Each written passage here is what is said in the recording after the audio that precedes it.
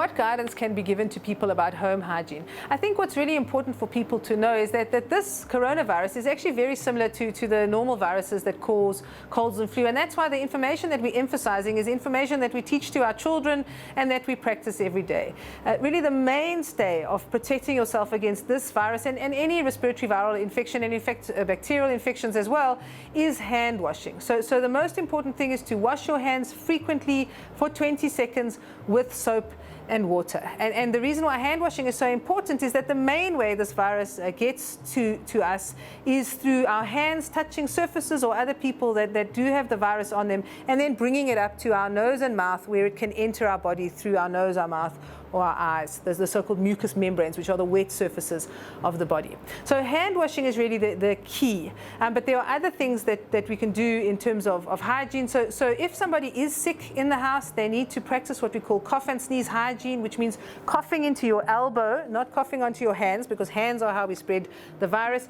And then making sure that if you are using tissues, that those are really well disposed of carefully, and that you dispose of them yourself, because anybody else who touches those obviously could have a high risk of contaminating themselves with the virus.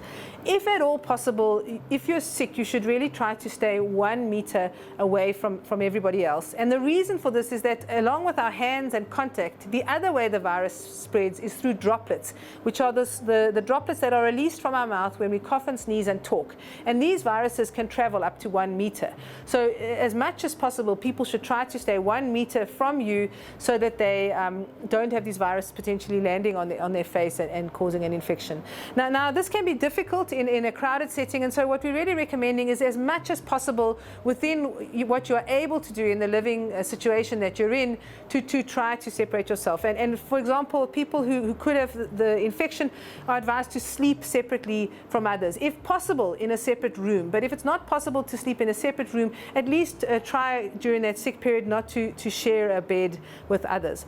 Other general measures like ventilation. We're very lucky we live in a warm climate generally, and still not really into the winter season yet. So keeping your windows open and allowing good ventilation in the household is again good for all kinds of colds and flu, and basic sunlight and fresh air, I think, is always good for reducing the virus spread. In terms of hygiene and cleaning in the home, what's really important to know is that cleaning surfaces with normal soap and water, the way we do for our routine cleaning, is effective in getting rid of the virus. And so really just making sure that you clean the surfaces in the house, which could become contaminated by people, can also be very helpful to reduce any possible load of a virus that could build up on surfaces.